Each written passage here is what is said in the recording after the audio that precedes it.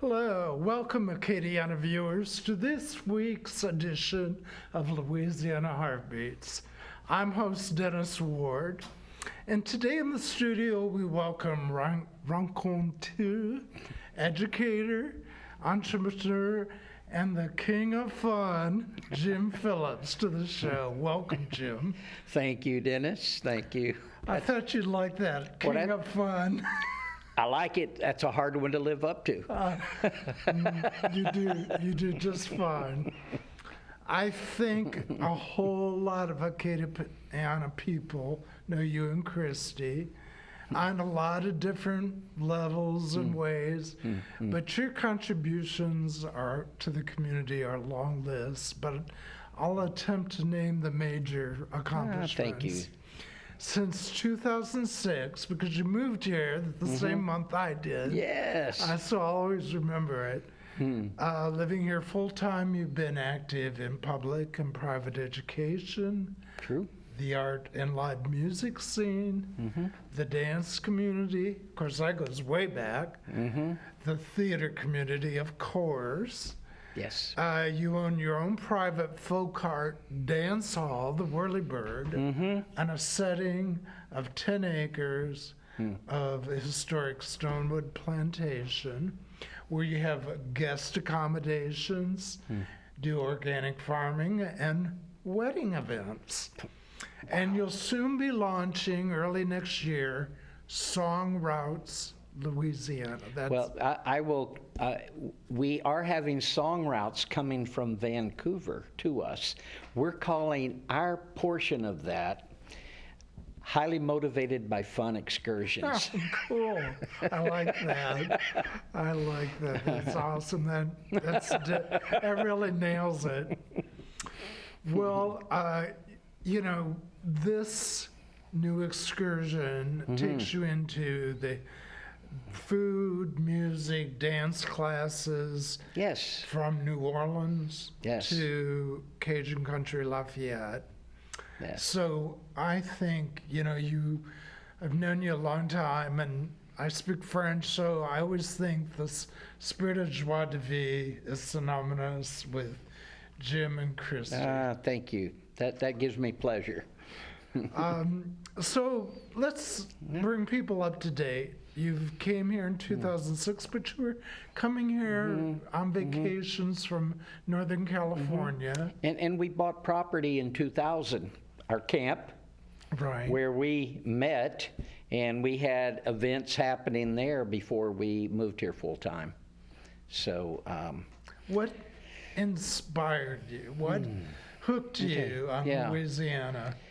started in California, and we were in the San Francisco Bay Area, but between Northern California and Southern California, there was and is a very large Creole community. And our introduction to the culture was through the Creole community. And it started out where we go dancing, but you would meet the people who were from Louisiana, who still had family in Louisiana, and we immediately realized, first individually and then together, that it was a very vital culture. So these folks are in California, but what was different was that when they would get together, they would have church dances or even house dances, la-las they used to call them here, and there would always be live music, dancing, and great food. And on occasion, well, maybe every time, good libations. But it was dynamic, it was multicultural in the sense that their interest in music and culture was broad. It wasn't just Louisiana, and also multi-generational, young people to old people. And when we first got involved with the Creole community, it was really lovely to be in a social group that was just very dynamic in terms of expression of culture and also dynamic socially, this cross-cultural thing. We just loved it. Well, one of the famous West Coast musicians is Queen Ida. Queen Ida Guillory. So Yes. you were in that era of her. We were, and Queen Ida is a friend of ours, and we know her family. And it's just that was it was a joy to be included. Sometimes cultures are a little standoffish. With the Creoles, they're very friendly people, and once they feel your sincerity, they just welcome you in. And the joie de vivre was remarkable. So much so that Christy and I started spending any free time and free money to come here. And then eventually, we say that our creative community was developed here. We had a creative community in California, but population was huge. It took a lot of time just to get somewhere. Right. There was competition for everything, for the highway space, for food, for housing was very expensive. And Christy, for instance, being very much into the theater, more so than me, I've been supportive of her theater work. I've been a part of it. But Christy she's been in theater ever since I've known her. It's like if she wanted to create something for stage, it was hard to afford even like rehearsal space. Right. Where here it is amazing the resources for an individual artist. And so we started coming, we just started meeting lots of friends, very creative friends.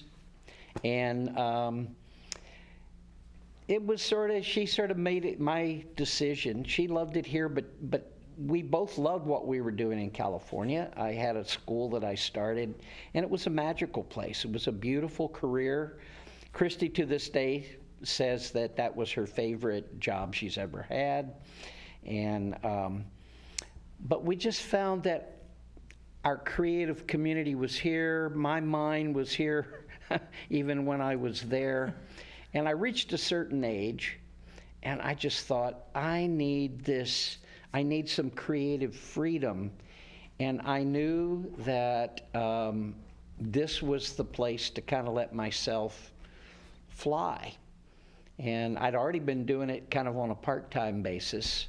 And then we finally decided that we would move here. And so we had a 5-year plan.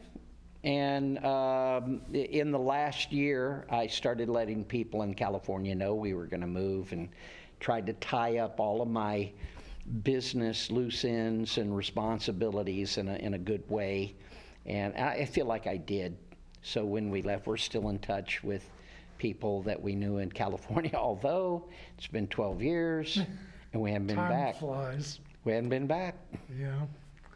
So- Well, I remember meeting you at a art exhibition in downtown Opelousas in 2000 that I was showing my work. Mm-hmm. It was at Cheryl Castile's What Bayou. What Bayou And- Trading Company? And I asked you this question, why did you move? And you told me a story that you were in downtown Eunice and you saw some guys eating roasted raccoon over an open fire and speaking French, and you said you were hooked ever since. I like the transmutation of that story. You know where that story comes from is Anne Savoy. And I love it. It's a quote of Anne Savoy. She said she came to Mamou and she went to Fred's Lounge. Mark Savoy took her up there and she said, when I saw those French-speaking Cajuns drinking beer and eating raccoon that was being roasted in a trash can at 9 o'clock in the morning, I knew I was going to love these people. So, yes. And yes, it's that there's just something loose that I love about this culture. There's still this connection to the earth in a way that is hard to get in other places. This is called the hub city, Lafayette, because it was the hub, but it's agricultural hub. Right. And also cattle. This was like cattle would be coming from all different directions and would be. Thus the Creole Cowboys. Yeah. Yeah. Originally birthed here. Yeah. Well, Yeah. you are principally an educator, long history with Montessori, Yes. and that was your school, Montessori, in California, and now you're a educational consultant? Well, I'm called an evaluator, and basically I am certified statewide as an evaluator for the talent program in 3 areas, for music, for visual art, and for theater. And for instance, here in Lafayette, it's a remarkable, the power of this talent program where it started out with about 10 students that had been evaluated and said they needed these services for their talent. And now there's over 800 of and the power on the culture to because it's a mentoring program. When you consider that these children in the public schools, they are being mentored by professional artists in these areas. We're talking Grammy-nominated musicians. We're talking about artists who show regularly here, New Orleans and New York and around, and theater people like Christy Lichty, who co-wrote a show and took it to New York and took 27 Louisiana artists with them to New York. That's the level of mentorship for the talent program. So it's very close to my heart, sort of art as art and humanities for education. If we can't communicate to each other, if we don't feel the humanity, and art is an expression of our humanity, we're in trouble. So I'm a strong supporter of that. So that's what I'm doing. It's not really consultant. And I just started a part-time talent music teaching job in St. Landry Parish, which I love. Today was my first day. Oh, great. I can't say who, but I got 3 brilliant kids, and it's going to be a hoot. And these kids are over my head. Well, the family traditions of music are so strong here. Absolutely. You can name dozens of families with multi-generational talent that's just exuding from their pores. So that's right. I've always said, take a string and stick it in the middle of New Orleans, and then make a radius. Go out to Mamu, and then just kind of go like that. And the number of talented musicians and artists inside that arc is probably more populous than anywhere in the world. Yeah. It's just phenomenal. It's amazing. Yeah. Well, okay. Let's talk about the whirlybird. The whirlybird, okay. And if you're just joining us, my guest is Jim Phillips, and he owns a little private folk art dance hall, the Whirlybird. And you have nights of music, dance, fundraisers, sometimes CD release parties, weddings, movie nights, which have been some of my favorite nights there. Me too. And seasonal parties. So yeah, tell us about the Whirlybird. We call it, well, it started out as a joke. And Chrissy and I have been dancing together for, 20, 25, 26 years, long time. And back in California, we had lots of friends. They knew we were dancers, and then they knew that we started coming to Louisiana, and then they knew that we bought what we called a camp. We love camps, Louisiana camps, kind of a place to go let your hair down.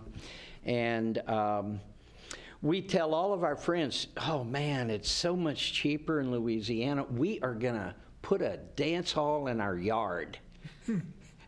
They're like, yeah, right, a dance hall in your yard. Well, You did it. there it is right behind me there, the Whirlybird. And we call it that because I collect a lot of junk, and I had found this little think children's ride. It's not junk, it's awesome stuff. Folk art, okay. And it's, you used to go down to the Piggly Wiggly, and there'd be the little helicopter and a horse. And I always liked that helicopter. It was Cast called iron. the Whirlybird. So I have one, and so that's kind of the namesake. But we say it's our family rec room gone wild. It just started out I got this old warehouse, and then... Was it Texaco? Yeah, it was a Texaco warehouse. It was kind of like where they kept all of the Texaco stuff that went in a gas station. And it was on property. They had tanks, and trucks would come. And this family had become very successful, so they moved their gas company to Broussard on the south side. And this was left over in Opelousas, and a friend of mine that we both know, Frank Dabney, called me and said, hey, Jim, I found your dance hall. And it was this 80-foot long big building, and they had been giving and selling some of these other buildings on their property, but I don't think anybody wanted to deal with this big one. But I called a friend, Philip DeVilliers, who is a Louisiana representative, and DeVilliers House Movers. They are amazing what they can do. And Philip came out and said, oh yeah, we can do that. So Philip moved this warehouse to our camp, and it took about 13 months to kind of get it all fixed up the way we wanted it. And we finished literally the day before Katrina was supposed to landfall. Oh, wow. And we had a little party, but everybody went home early because the hurricane was coming. And then it was there for a long time. And then eventually kind of the economy crashed in on us. And part of it was I hadn't been working full time, and so we needed to lighten up on stuff we owned. And so we had bought our property called Stonewood to build a school. And so we were letting go of our camp where the Whirlybird was. It was a very difficult decision. But the Whirlybird was really what got us a decent price for our camp. And I just had to put it out of my mind.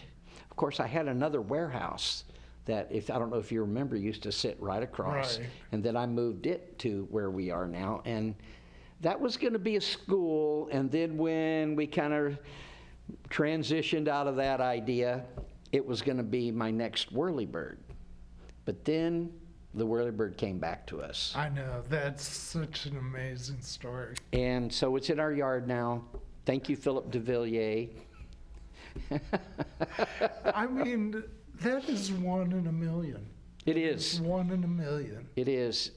I go in there, too. I know my friends who know it and knew it when it was at camp. You know, like we said, we had lots of, just all kinds of events there, but like our little sort of intimate film nights, sometimes there would be less than 10, there'd be 7, 8 people. I was one of the core. And absolutely, and James, and we would have a little potluck on the bar, and then we'd see a film. Those were some of the most But fun now nights. you go in there and it's exactly the same. It's just 10 miles away from where it used to be, but it's the same, and that's the purpose. We've worked really hard to keep it intimate. It's not public.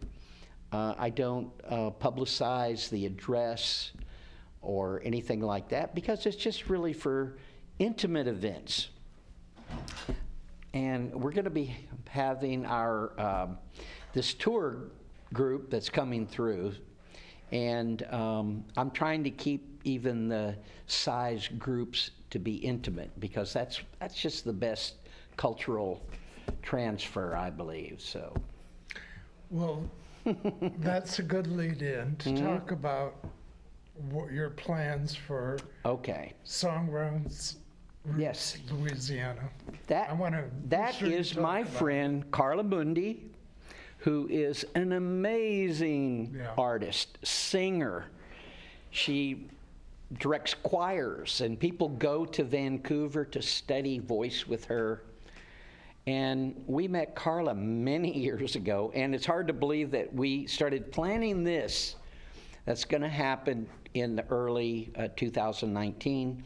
We started planning this like 15 years ago, something like that. Oh, wow. So since we started planning it, she got a boyfriend, got married, has had a kid, has created an amazing career, and then all of a sudden was like, let's do this thing. In the meantime, Christy and I had been working hard to, I don't know why, but we've just always had this vision of a cultural compound, so to speak. And there's something about here that I love, that you can actually purchase an old wood frame building and move it for not a lot of money and then repurpose the building. And so we did that for the Whirlybird. We did it for this other building. We did it to an old horse barn, and to some degree to the house that we live in. So the group's going to come. They're going to spend 5 days in New Orleans with another amazing artist, Professor Brian Seeger, who's at New Orleans University, an amazing artist himself, with a group called the Organic Trio, a jazz ensemble. And so they will be immersed for 5 days in New Orleans culture, and then they're coming to Acadiana, and we're going to really immerse them in some fun. Oh, I have no doubt. I have no doubt. Well, that will start in January, right? Mm-hmm. It's going to start in January. In time for Mardi Gras and the Spring That's Festival right. season. Part of that will also be, some Mardi Gras costume making, fabulous food, of course. I have no doubt it will grow into a lot of different interesting I hope so. tangents. Well, Yeah. I'd like you to talk a bit about organic gardening because Okay. I know that's Yeah. very important to you. Yes. And centralized food production. Yes. Go local. Yes. Well, I've always been interested in organic food, and to a large degree, it was kind of out of reach monetarily. I wished I could always eat that way, but it was hard to do it. But now it's so much easier. There's organic food in all the grocery stores. Costco is probably maybe the largest organic food distributor in the area, and we love that. But we also have been very focused on what I call sustainable practices. And organic food is just one area. It's like if we want to sustain our health, we need to have food that has nutrients in it.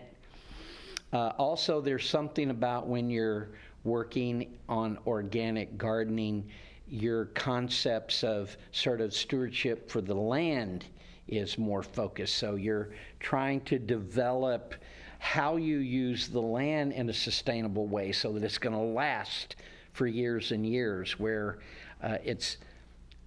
you're not just taking, but you're also figuring out ways where you're in this cycle where nutrients go back into your environment.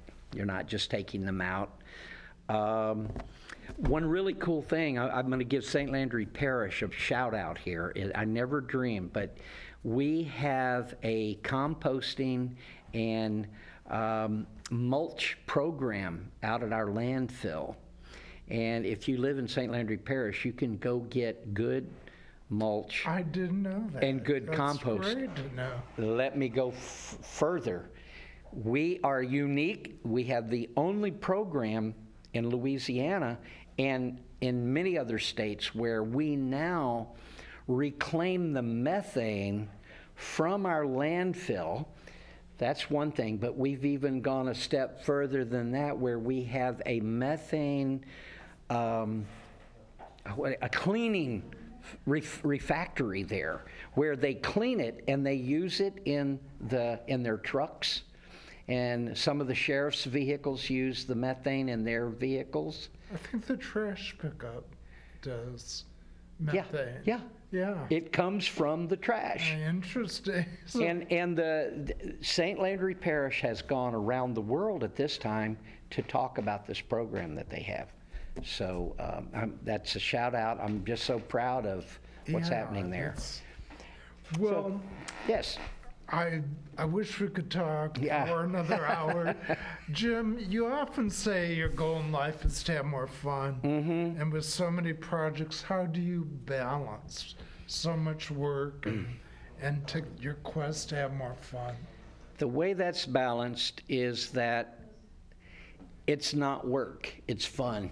Yeah. I do what I love, and I've been lucky. So it just that fun is just the result of hard work. Here's our New Year's resolution. I'll leave you with this: to have more fun in the new year than we had last year. That's great. Well, thank you, Jim.